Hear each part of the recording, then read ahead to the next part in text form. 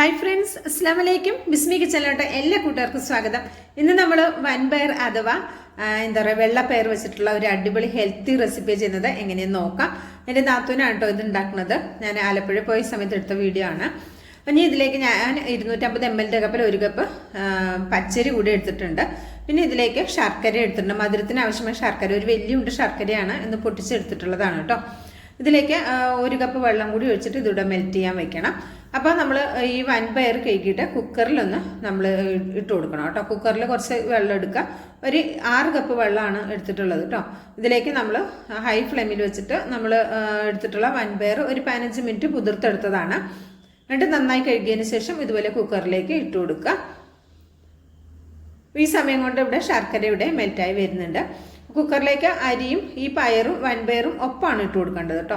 അപ്പോൾ രണ്ടിനും ഏകദേശം ഒരേ വേവ് തന്നെയാണ്. ഒരു 15 മിനിറ്റ് കുതിർത്തെടുത്തുകൊണ്ട് പെട്ടെന്ന് തന്നെ വെന്തും കിട്ടും. ഇപ്പോൾ പച്ചരി ഇട്ട് കൊടുക്കാം. നിങ്ങൾക്ക് ബിരിയാണി അരി വേണമെങ്കിലും യൂസ് ആക്കാം കേട്ടോ. അപ്പോൾ ഇതിവിടെ അരിയും പയറും കൂടി ഒരുമിച്ച് ഇട്ട് കൊടുത്തതിന് ശേഷം നന്നായിട്ട് ഇളക്കിയിട്ട് വിസിൽ ഇട്ട് ഒന്ന് അടച്ചു വെച്ചിട്ട് ഒരു 2 വിസിൽ വരുന്നവരെ ഒന്ന് വേവിച്ചെടുക്കുക, ഒരു മീഡിയം ഫ്ലെയിമിൽ കേട്ടോ. അപ്പോൾ ആ സമയം കൊണ്ട് ഇതിലേക്ക് ഒരു വലിയ മുറി തേങ്ങയും ഒരു 3-4 ഏലക്കയും ഒരു 1/2 കപ്പിൻ്റെ അടുത്ത് വെള്ളവും കൂടി ഒഴിച്ചിട്ട് ഇതൊന്ന് അരച്ചെടുക്കുക. പേസ്റ്റ് പോലെ അരയരുത്, ഒരു തരിതരിപ്പ് അല്ലേ, തരിതരിപ്പായിട്ട് ഒന്ന് അരച്ചെടുക്കുക. അപ്പോൾ ഈ സമയം കൊണ്ട് ഇവിടെ അരിയും പയറും കൂടി വെന്ത് വന്നിട്ടുണ്ട് കണ്ടോ, നല്ല സൂപ്പറായിട്ട് വെന്ത് വന്നിട്ടുണ്ട്. ഇനി ഇതിലേക്ക് നമ്മൾ മെൽറ്റ് ചെയ്തെടുത്തിട്ടുള്ള ശർക്കര പാനി ഒഴിച്ചു കൊടുക്കുക.